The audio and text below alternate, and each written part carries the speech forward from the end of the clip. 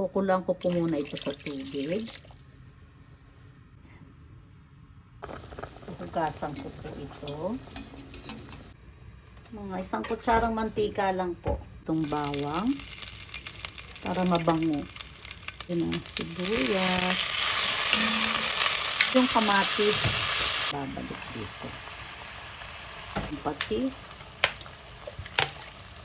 Pangkuko muna at magre-reklamo na naman ang kapitbahay namin. Tingnan natin.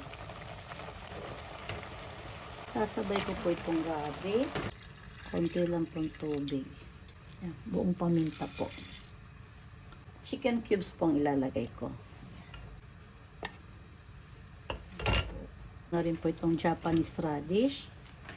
Lang po. Hanggang sa lumambot ang karne. Yan po ito.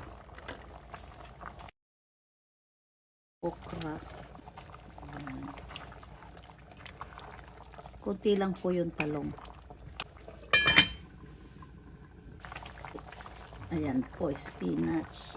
Hating pakete lang po nitong sinigang powder. Ayan po. Pakulang-kulang po ng mga 2 minuto pa at okay na po ito.